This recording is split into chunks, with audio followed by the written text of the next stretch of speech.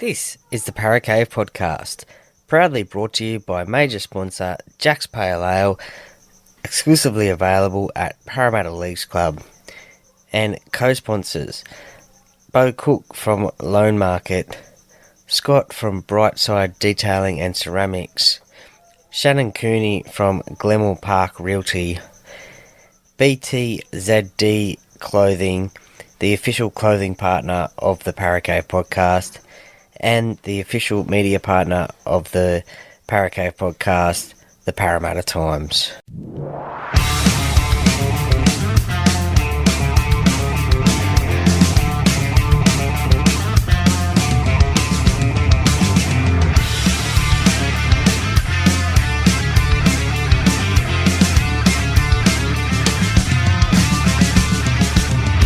Welcome to another episode of the Para Cave Podcast. And now over to your host, Troy Warner, broadcasting live from the world-famous Para Cave.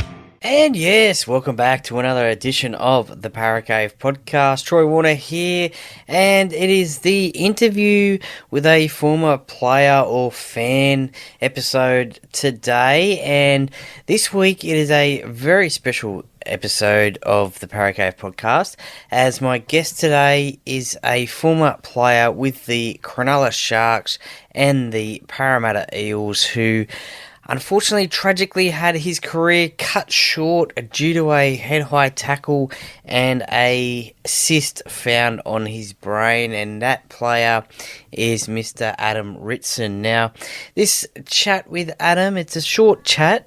As you could appreciate, the memory isn't too good of his football career from Adam, but we do dive into his footy career, and we do talk about his start playing at the Cronulla Sharks as a 16-year-old, 17-year-old, playing for the Cronulla Sharks and still going to school at the same time, being coached by Arthur Beetson, the immortal of rugby league, and also the Superleague period as well, a little bit about that, how Adam was one of the players that was in a bit of a tug-of-war with the ARL and the Super League at the time for his signature, and also explains why he went with the ARL, and also his short career at the Parramatta Eels, his injury that he suffered, which some would say, was it a good thing or was it a bad thing? Now, it's never a good thing when a player gets injured,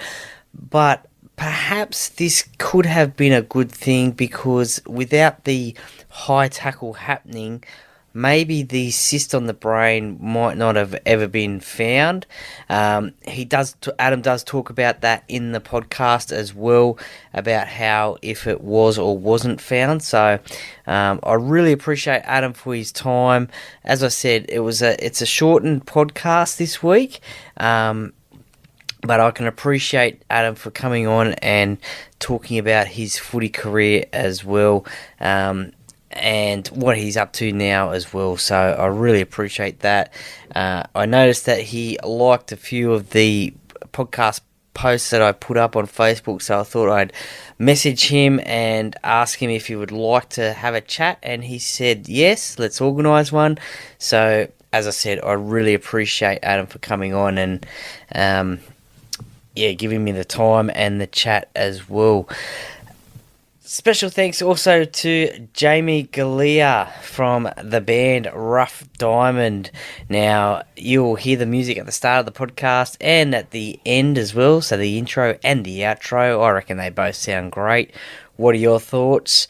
He is part of the band called Rough Diamond. Now, they are playing at the Colonial Hotel this Friday. At the...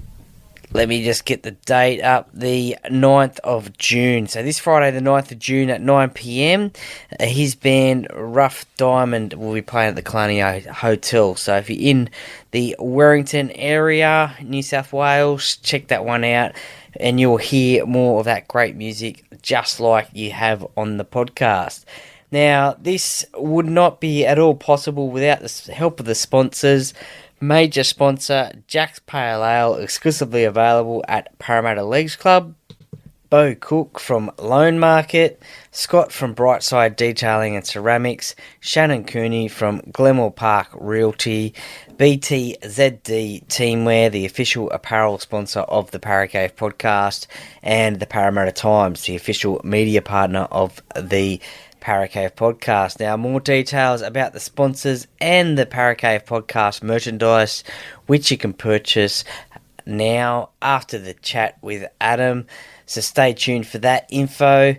And as you all know by now, you don't want to hear my voice, you want to hear the interview. So enough of me talking. So as Hindy says, get a beer, coffee, whatever you want. Sit back, relax, and enjoy. And let's get straight into it.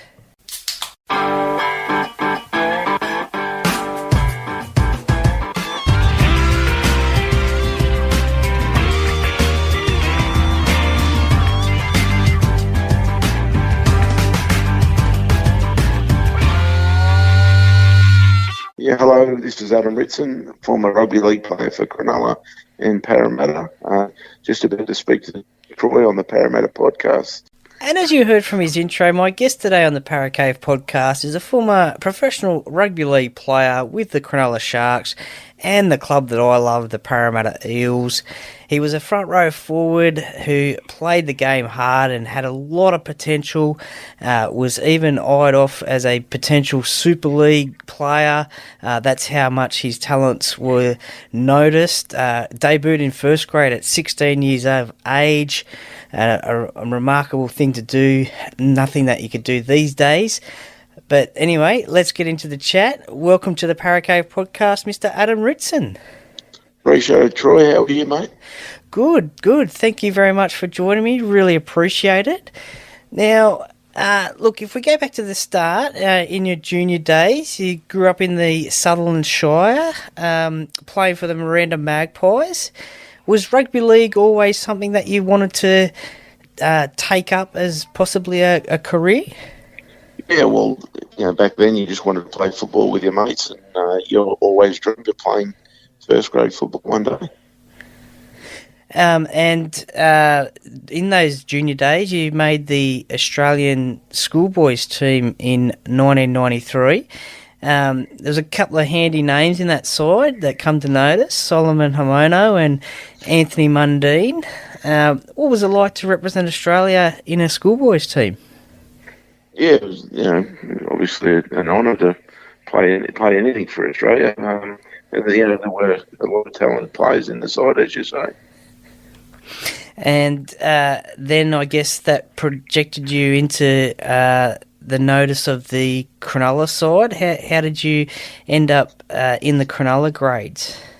Well, I grew up in Cronulla and I was playing junior reps. I played Harold Matthews, which is under 15s, and then the next year went up and played SG Ball when I was 16. And at the end of the year, I think it was Arthur Beetson said, come and have a run down, or not Arthur, but someone at Cronulla said, come down and have a run in the under 23s at the end of the year. I sat on the bench that day and played a bit of time at the end of the 23s, and then they said to step on the bench for first grade, and I got 10 minutes at the end of the game that day. Could you believe that at 16 you were playing first grade rugby league and someone that as important in the game as Arthur Beetson noticed you and said have a crack in first grade? Yeah, well, obviously a dream come true. A long time ago now. I'm getting old. It's the memories are fading, but it's what we all dream of, and I was very lucky. And as I said, just to have someone like Arthur Beetson around at the club, that must have been pretty special. Yeah, for sure. Everyone knows he was one of the greats, and he was terrific to me. Arthur, always showed me the way, and he was a great man. And then during those early days at Cronulla, you obviously played first grade and still at school as well. How would your schoolmates take you at school on a Monday morning after playing first grade rugby league? Yeah, well, it was no different. no one thought I was special except myself. But no, as I said, it was a great time of life.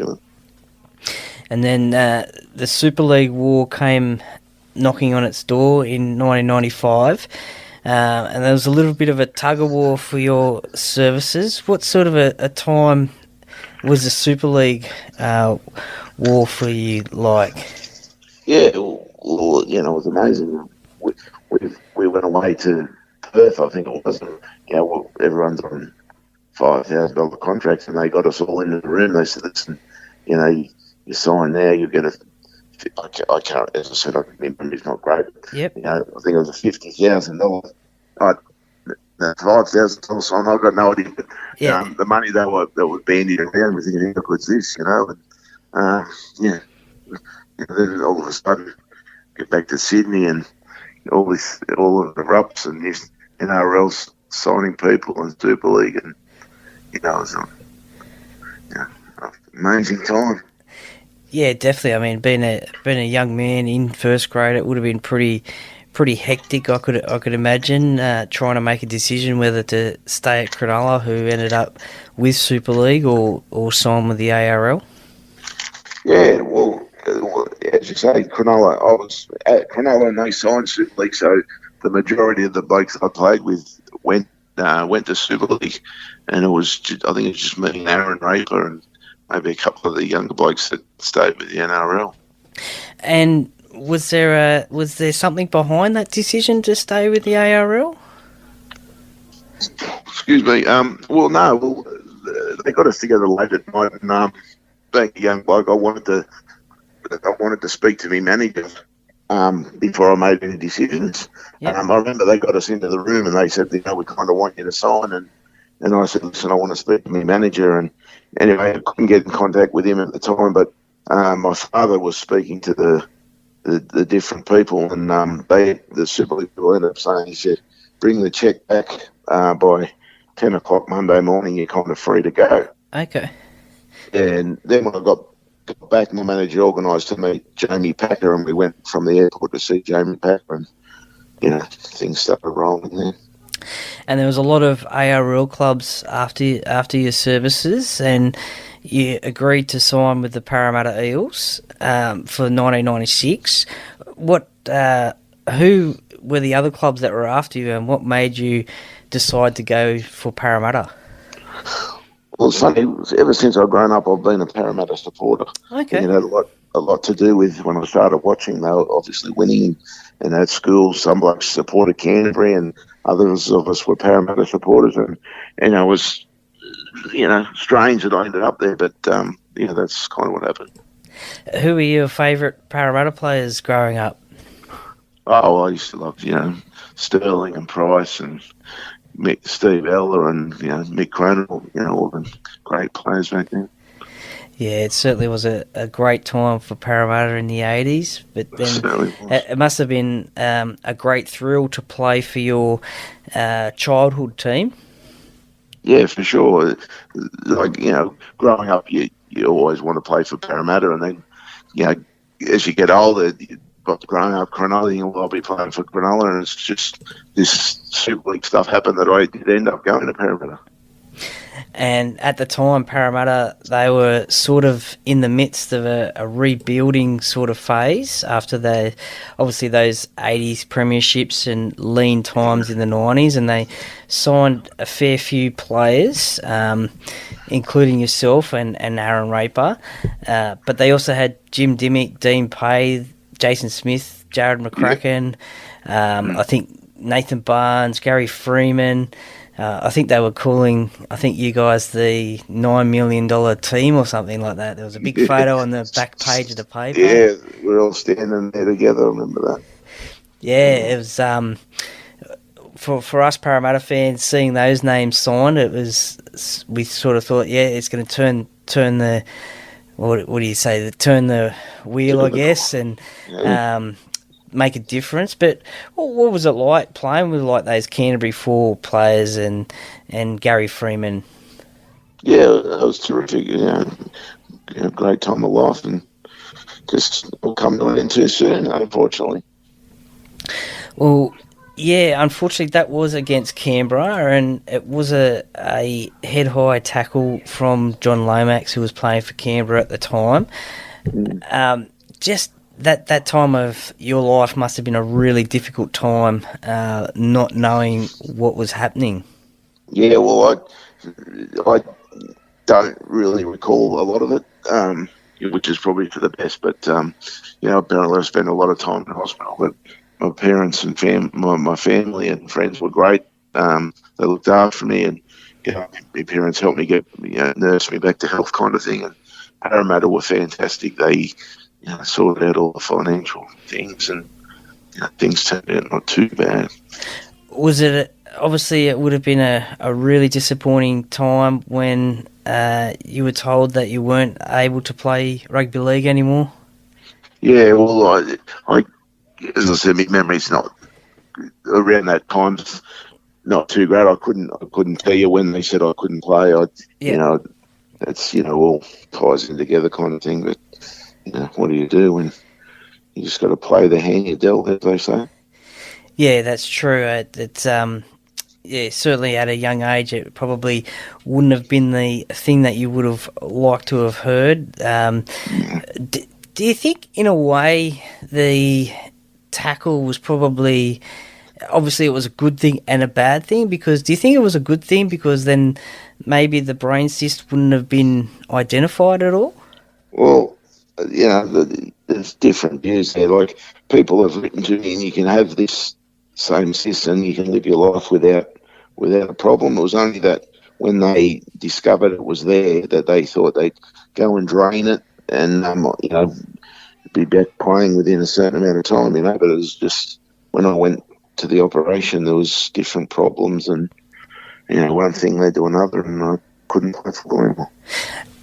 Yeah, as I said, definitely a difficult time in your life. How long from when that incident happened, that tackle happened, how long a recovery process was that?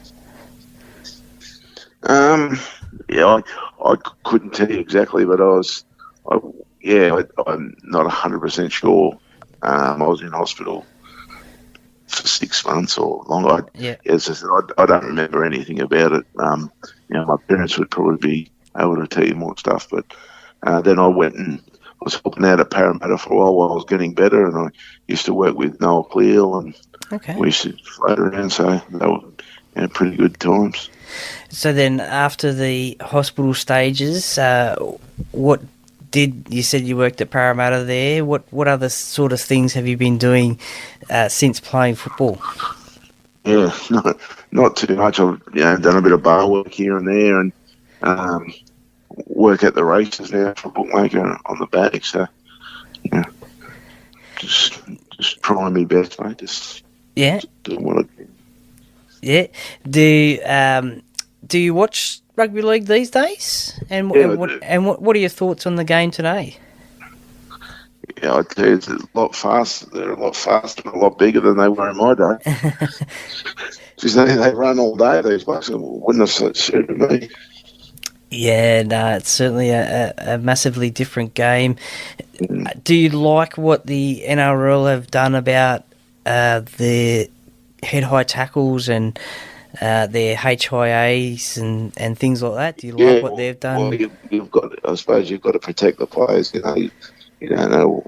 Now they get a hit, how they head knock, they go and have the problem. Listen, they shouldn't be out there running around still if they're injured, which is good player welfare. Yeah, no, definitely. They're certainly on top of it that way. Do you support a team? Are you still a Parramatta supporter these days? I've always been a Parramatta supporter all my life, and still follow them. I don't support them religiously, but I do watch them and cheer for them. I hope they go all right. Ah, nice. Do you catch up with any of the old boys at time to time? No, not at all. I don't really see, any players on the way. Actually went at the pub the other night and I ran into Mitch Geely and Ben Zammit from 30 years ago. It was the first time I'd seen any players for years, but I don't, associate with anyone at the moment that I play with. Well, we'd probably have to try and organise, get you to the Parramatta Old Boys Day. That'd be great for you, I reckon. Yeah, maybe. Yeah, we just have to see when it's happening. Obviously, a career highlight would have been representing City Origin. Playing for them. 100%. I want to be so young and playing with all these great players around me. Obviously players you look up to when you're young. Yeah, definitely some great names in there. You got Brad Fittler, Tim Brasher, who I've had on the podcast, David Fairley, Spud Carroll, some great players there, coached by Phil Gould. Yeah, there's great players. Not so long before that, I was looking up to them, thinking how good it would be to be one of them playing kind of thing. Yeah, for sure. Who are your current day rugby league players that you like watching play? I don't have many favourites, mate. Just whoever I'm cheering with me while it's kind of thing. So. Yeah. And how's your horse racing tipping? Is that pretty good? No, very average. I go to work on a Saturday and hope to leave with most of my wages if possible. Doesn't necessarily always happen. Yeah, that's fine. That's fine. We'll do some personality questions. If rugby league didn't come into your life, what do you think you might have taken up doing as a profession? I have no idea. And considering I finished when I was 20, whatever I would have been doing, I probably would have been doing the same. So, I'm kind of lost. I don't have any direction at the moment, so who knows? Yeah. Do you have a favourite sporting movie or documentary? No. Just not really. Is there a favourite? Have you got a favourite horse that you've cheered on from over the years? No, just anyone I can get to the post first when I'm on. They're the ones I like. Nah, that's fair enough. What about a favourite holiday destination? I always like going to the Gold Coast. Yeah. Me and a few mates, years ago we went up to the Origin, stayed on the Gold Coast and drove up to the Origin. We were, always a good time up there. Ah, nice. What do you think of State of Origin these days? Do you think we've just had game 1? Do you think New South Wales can get game 2, get a victory there? Well, always hard going to Lang or what's it called these days, Suncorn Stadium and winning. So, they're up against it, but they're in the fight. That's the main thing. Yeah, definitely. Is there anybody in the world, either dead or alive, that you would love to meet and have a chat with? Not that I can put my finger on at the moment. No, that's fair enough. That's fair enough. There's plenty out there. And the last one, who's your favourite band or solo artist to listen to? Yeah, to be honest with you, I don't listen to a lot of music. Yeah. Only when I'm in the car, I listen to the radio. That's about it. But okay, yeah. I couldn't give you a band name right now, to be honest with you. So what's your favourite? What's your favourite radio station? I listen to Triple M. Oh yeah, nice. And they've got the footy on there, so it's all good. But I just flick between whatever. Ah, nice. Well, Adam Ritson, thank you very much for coming on the Parra Cave podcast today. I really enjoyed it. It's good to know that you're living life well and enjoying the footy these days. And as I said before, I hope we might catch up one day and we might see if we can organise getting a catch up at one of the Parramatta Old Boys days. But yeah, thank you very much for coming on the Parra Cave podcast today. Well, thanks for having me, Troy. I saw the Parramatta podcast. I was thinking, I wonder if I'll ever be lucky enough to be on with these blokes. Since obviously it's the highlight of Facebook, everyone talks about it. So, a real honour to be with you, mate. Thank you very much. Thank you. Anytime, mate. You're welcome anytime. Appreciate it, buddy. Well, welcome back, and thanks for listening to Adam Ritson and his rugby league story. Look, there were some great stories in there. As I said at the start of the top of the podcast, Adam's memory is not that good due to the injury that he suffered in his rugby league career, but I really appreciate him and his time that he had for me and the chat, and I hope that we can catch up in the future, hopefully at a Parramatta Old Boys Day.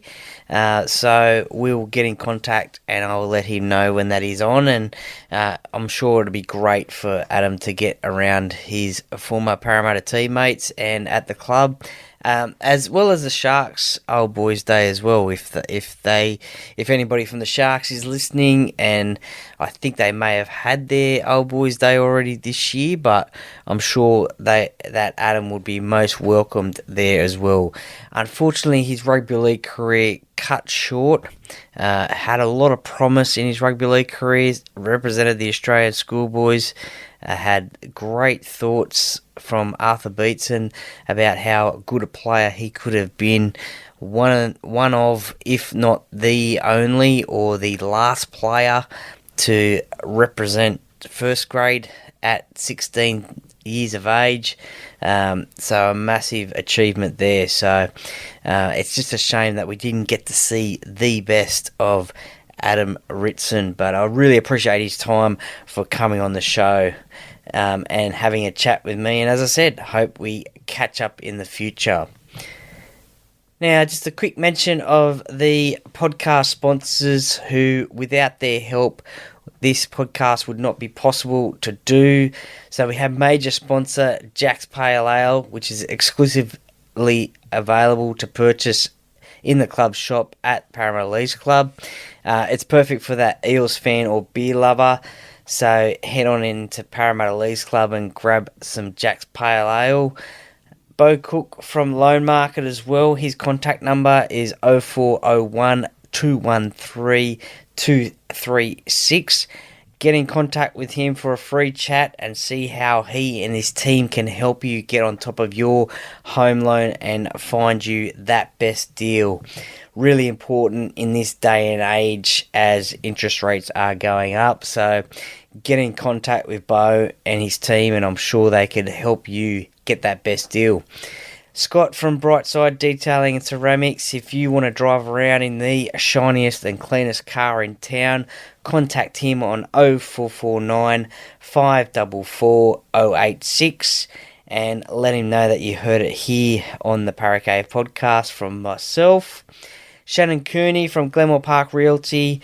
If you want that 5-star service from a 5-star real estate agent, then contact Shannon on 0421 588 445 for services in the Glenmore Park and the Penrith LGA areas.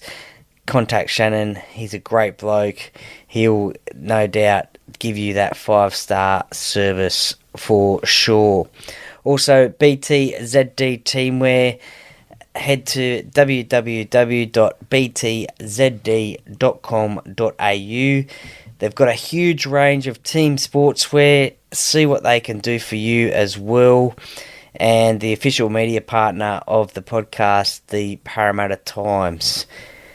Now, the Paracave podcast merchandise, it is available now as well. So there are hats available for the reasonable price of $15. It comes with the new exciting podcast logo. So all you need to do to order them is email the podcast at www.theparacavepodcast@yahoo.com. $15 plus postage and handling. And look, I've decided what I'm going to do is with that $15, $5 of that will go to we'll do it for a time period. $5 of that will go to the Daniel Anderson Fund as well, former Parramatta Eels and Warriors coach. who is doing it tough at the moment. So $5 from those sales of the hats will go to the Daniel Anderson Fund as well. So if you purchase a Paracave Podcast hat, you'll be helping out Daniel Anderson as well. So $15 plus postage and handling, but just email the podcast and put your order in. And also there is a limited number of BTZD Paracave Podcast polo shirts as well. There is, I think, 1 XL and 2 large left at the moment in this first batch. If you would like to order them, same way, just through the email address, and we'll organise that to get you out to you as well. Or you can do a combo deal as well, $40 for a polo and a hat together, and once again $5 of that purchase will go to the Daniel Anderson Fund as well. So hoping I can sell a lot of hats and send off a lot of money to the Daniel Anderson Fund. So purchase your hat or your polo shirt today. If you are also interested in buying a polo shirt, let me know what size as well, and we may even I'll put them all together and we'll do an order and we'll get some more made up as well. But thank you BTZD Clothing for your support and for the great looking polo shirts. Really, really appreciate it. But thank you to you, the listeners, as well, for listening to all the content that's coming your way. A little bit less content last week. Hoping to get back on track with the radio station, Pulse FM, 89.9 FM, and getting those chats out with the Duckman this week. So just bear with us on that one.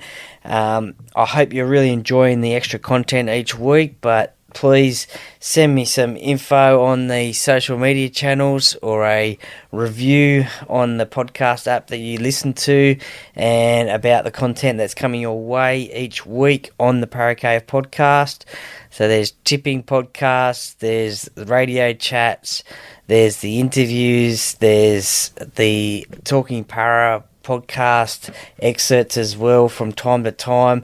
So any review or any feedback will be most appreciated as well from you. I really appreciate you guys listening to the podcast and supporting it. Have a great week as best you can. Enjoy your footy, and hope your footy team gets up. I hope you enjoy your long weekend as well if you're lucky enough to have one. I hope your footy team wins. I hope the Parramatta Eels get up for a victory. But please make sure you follow the podcast on the social media channels for some interesting content and to see who's coming up on the podcast or what is coming up on the podcast as well, both on Instagram and Facebook as well. But to sign off the show, and as I always say, the Paracave Podcast, by the fan, for the fans. Go Para!